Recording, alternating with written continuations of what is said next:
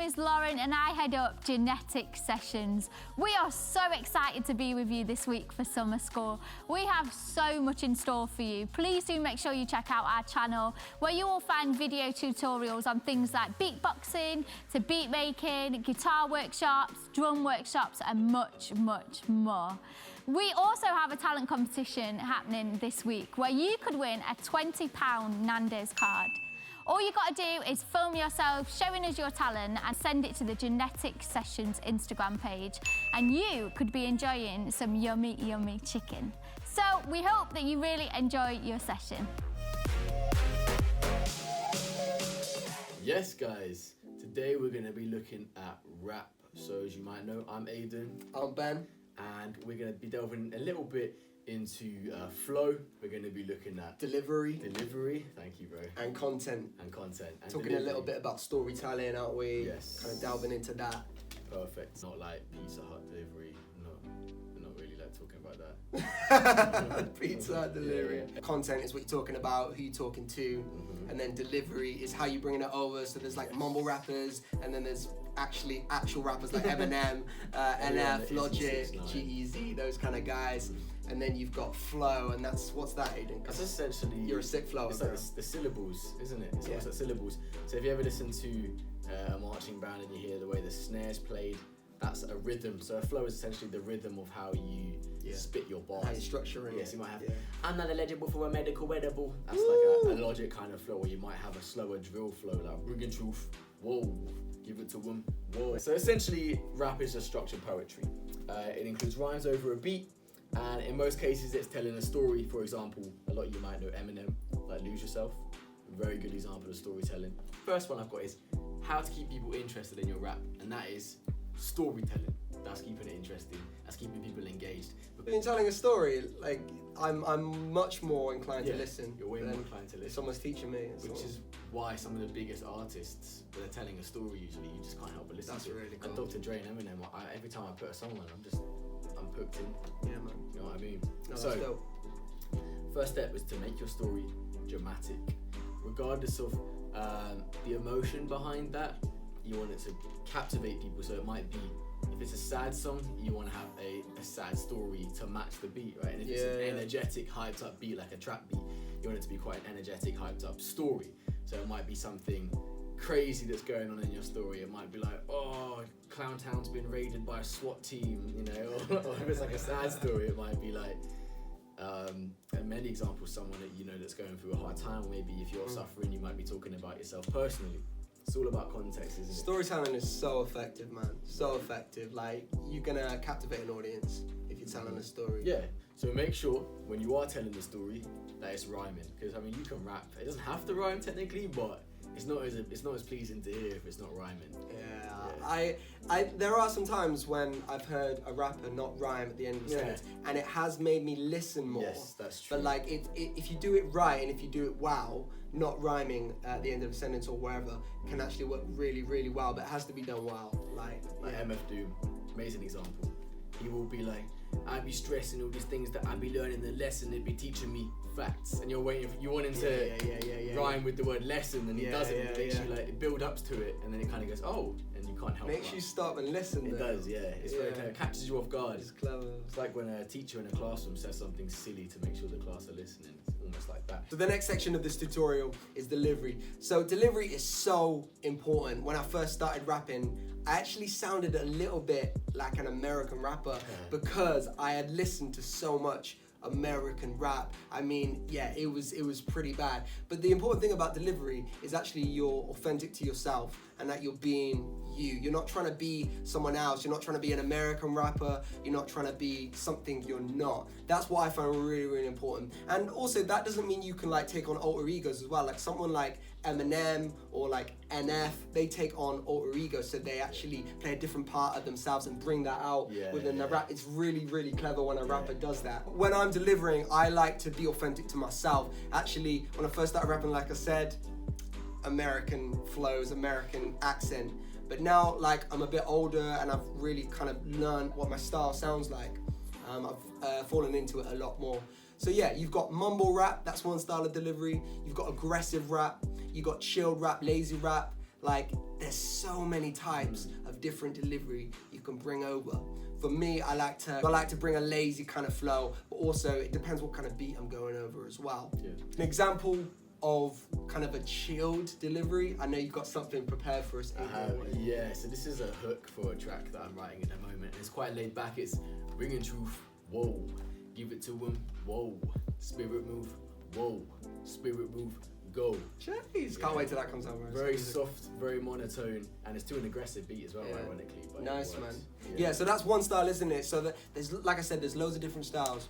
But then you've also got like an aggressive kind of, you're really trying to bring over what you're saying, bring over an aggressive message. So you got an example for us of that as well, bro? I do, yeah. So a lot of this is actually a drill track, and you notice a lot of drill music is very aggressive. So it's, I know some man that don't like Christians, they're chatting about violent shivings. I get vibe with the guys we grip in, that's a Bible beside us we bring in. And yeah, so guys, there's loads of different types of delivery style. Remember, the most important thing is that you're being yourself, you're being who you are meant to be. Yeah. So yeah, remember that. You got anything to add there, bro? Cool, yeah, man. Like, it's all about emphasis on certain letters. So I find with the more aggressive rap, putting emphasis on the B's and the P's, and even the S's, like, and the V's as well. They're quite sharp words. B, P, V.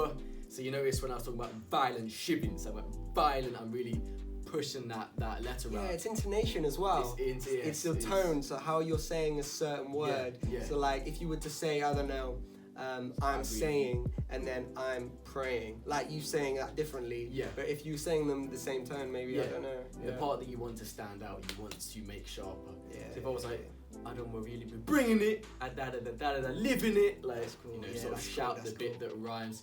The part that you want people to hear, put more emphasis on that.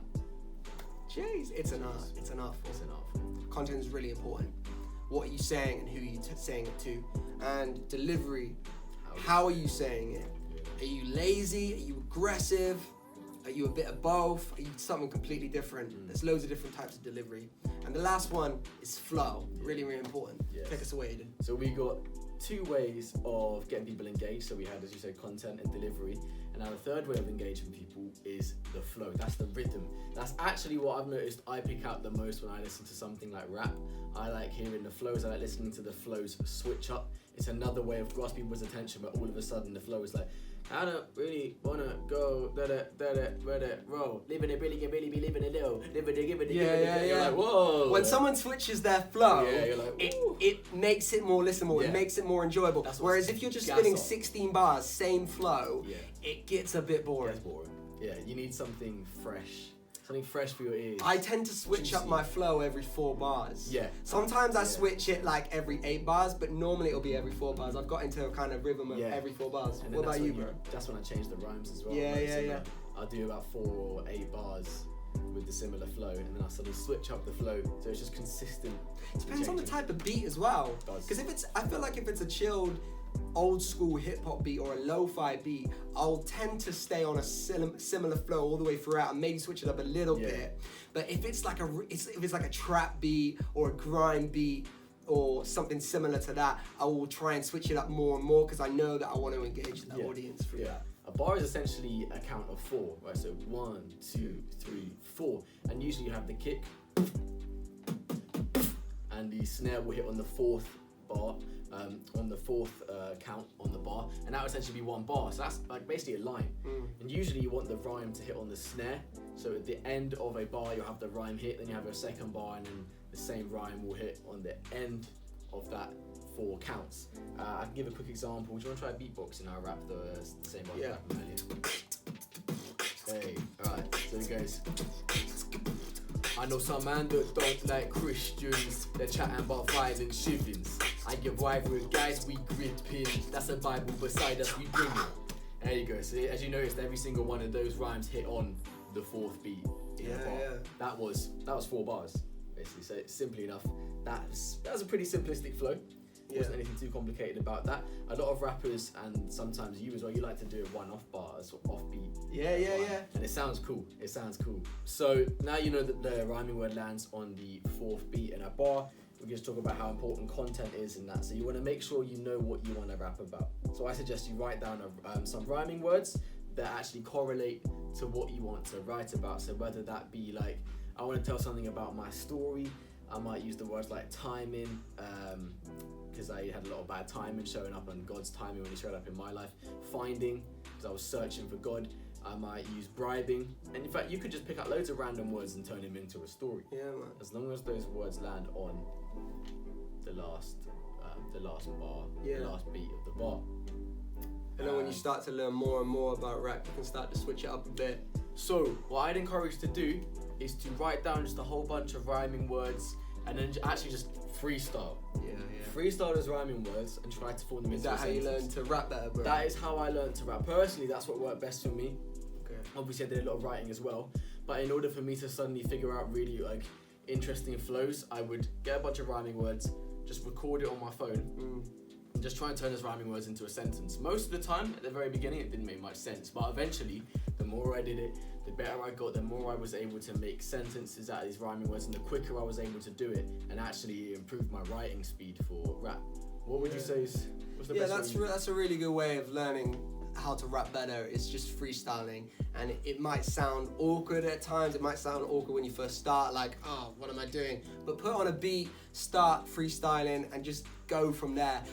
That's a really good way of learning how to rap, definitely. I would say as well, for me, first starting out, I would just write all the time. I mean, I still write all the time now, but that's a really good way of practicing and learning and bettering yourself. Bettering? Is that a word? Bettering, yeah. I think To so. better yourself is one way to better yourself You're in the- rap. You're the rapper. Is dude. to exactly. is to Should keep know. writing. Is to keep writing. Just keep writing. I've got like massive notebooks, massive like pages and pages and pages of raps and notes, loads of notes on my phone of just raps, and like that's a really good place to start. Yeah. And another tip I would say as well is just other than don't give up, like never give up, just keep writing, always give up. It's good if you could listen. It's good if you have rhythm as well. If you can stay on beat, that's a really good place to start. Like if you're like rapping off beat, then you need to sort that out. You sort timings out. Structure wise as well, just listen to another rapper that you like, steal the flow, just for practice, steal the flow, And then adapt it into your flow. exactly, and then off the back of that you can turn it into something new, and you can switch that flow into something that you think sounds good. It's like with drawing, I started out with tracing and then copying, and then I could just do my own stuff with rapping. Go listen to a load of rappers. Go listen to like American rappers. Yeah. Listen to like Logic, NF, G-Eazy. Listen to Wretch Free 2. Listen to Professor Green. Yeah. Listen to just Eminem. Who have I mentioned? Like Lecrae's clever. Lecrae is clever with his bars. Andy Mineo. Yeah, Andy Mineo. Those Christian rappers as well. They're dope. Yeah. So listen to all these rappers and like take from them because they're like the pros. Yeah. And then learn from them and then adapt it into your own style, That's bro. like, even Eminem in his song Rap God, doesn't he? He starts listing who he's a product of, isn't it? Exactly, yeah. So Eminem, like it's really important to know, like everyone, like you'll have influences in your rap. Yeah. So as soon as you start rapping, you're gonna be sounding like someone Exactly. because whoever you listen to, that's gonna be taken apart in your rap. Like Eminem is a really good example. In Rap God, he says, I'm a product of Rakim, Tupac, all these rappers, he names them all. He said, they've got slim. That's what he says. It's really important to know, actually, listen to all these rappers. Check out the old school rappers, Rakim, Tupac, Biggie. Exactly. Listen to these guys, Wu-Tang, like Jurassic 5. Go and listen to these rappers. They're the guys who started this thing. Be encouraged, guys, because seriously, we might not all start out amazing. I was rubbish when I started out. And there's an amazing quote from Adventure Time. It's not the Bible, I know, but it says, the first step to being sort of good at something is sucking at something. It says in the Bible that we're called to have life and life in all its fullness. That's Jesus speaking. And you know what? I do genuinely believe that as a Christian. I believe that we're called to have the fullness of life and to have good things and to aim for good things. So remember, if you keep trying at something, keep going, you know what? You will get better at it. And the first step to doing something good is sucking at it. Yeah. So True. Yeah, so that kind of concludes our session, bro. That concludes our session. That's a wrap. Cheers! God bless you guys. Have a Hey. live night. Hey. Or day. Or afternoon. We really hope that you enjoyed your session with us today and are feeling like a pro. Please do make sure you send in your videos for the talent competition as well. If you've enjoyed this session and you want to find out more about the Christian faith, then you can join your tutors on a Wednesday for Higher Life. Check this out.